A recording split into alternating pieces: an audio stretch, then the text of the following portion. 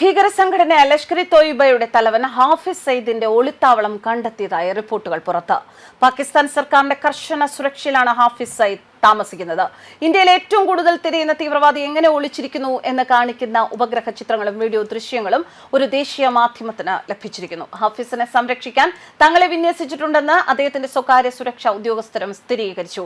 സ്ഥലം അതീവ സുരക്ഷയിലാണ്. നഗരമധ്യത്തിൽ സാധാരണക്കാരുടെ ഇടയിൽ താമസിക്കുന്ന ഒരു തീവ്രവാദ നേതാവുമായി ഒരാൾക്ക് ബന്ധപ്പെടുത്താൻ കഴിയുന്ന മറ്റൊന്നിൽ നിന്ന് വ്യത്യസ്തമാണ് ഈ സ്ഥലം. 2026 ഇന്ത്യക്കെതിരായ ഭീകരപ്രവർത്തനം തുടച്ചു നീക്കുമെന്ന് കേന്ദ്ര ആഭ്യന്തരമന്ത്രി അമിത് ഷാ പാർലമെന്റിൽ പ്രസംഗിച്ചത് ഇന്ത്യയുടെ മോസ്റ്റ് വാണ്ടഡ് ലിസ്റ്റിലുള്ള ഭീകരന്മാരെ ഒന്നൊന്നായ അജ്ഞാതൻ തകർക്കുമ്പോൾ അജ്ഞാതൻ ഇല്ലാതാക്കുമ്പോൾ ഹാഫിസ് സയ്യിദ് അടക്കമുള്ളവർ ഭീതിയിലാണ് എന്ന സൂചനകൾ പുറത്തുവന്നിരുന്നു. മുംബൈ ഭീകരാക്രമണത്തിന്റെ സൂത്രധാരനും ഭീകരസംഘടനയായ ജമാഅത്ത് ഉദ്വ തലവനുമായ ഹാഫിസ് സയ്യിദ് അന്വേഷണ ഏജൻസികൾ $10 മില്യൺ തലയ്ക്ക് വിലയിട്ടിട്ടുള്ള ഒരു ഭീകരനാണ്.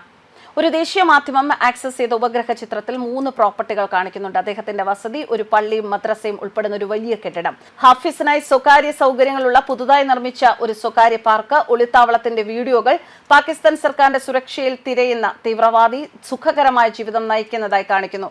എന്നാൽ ഹാഫിസ് ജയിലിലാണ് എന്നാണ് പാകിസ്ഥാൻ പറയുന്നത്.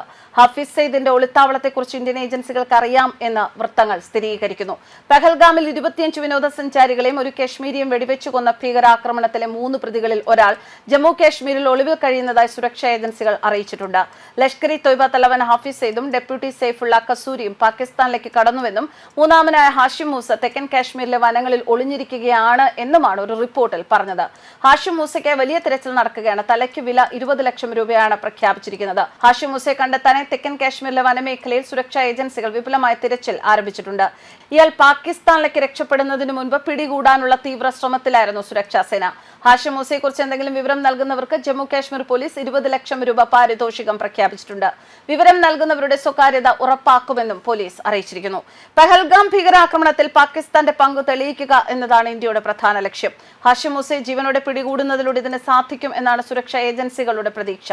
സുരക്ഷാ ഏജൻസികളുടെ കണക്കനുസരിച്ച് കാശ്മീർ താഴ്വരയിൽ നടന്ന 6 ഭീകരാക്രമണങ്ങളിൽ ഹാഷിം മൂസയ്ക്ക് പങ്കുണ്ട്. ഹാഷിം മൂസ പാകിസ്ഥാന്റെ സ്പെഷ്യൽ സർവീസ് ഗ്രൂപ്പിൽ പാരാ കമാൻഡോ ആയി സേവനമനുഷ്ഠിച്ചിട്ടുണ്ട്. പിന്നീട് ലഷ്കർ ഇ തോയ്ബയിൽ ചേർന്ന ഇയാൾ നിരവധി ഭീകരാക്രമണങ്ങളിൽ പങ്കാളിയായി. 2023 ഇയാൾ ഇന്ത്യയിലേക്ക് നുഴഞ്ഞു കയറിയതായും വിവരമുണ്ട്. കഴിഞ്ഞ വർഷം ഒക്ടോബറിൽ ഗന്ദർബാൽ ജില്ലയിൽ 7 പേരുടെ മരണത്തിനിടയാക്കിയ ഭീകര ആക്രമണത്തിലും ഹാഷിം മൂസയ്ക്ക് പങ്കുണ്ടായിരുന്നു. ബാരാമുള്ളയിൽ 4 സുരക്ഷാ ഉദ്യോഗസ്ഥർ കൊല്ലപ്പെട്ട ആക്രമണത്തിലും ഇയാൾ ഉൾപ്പെട്ടിട്ടുണ്ട്.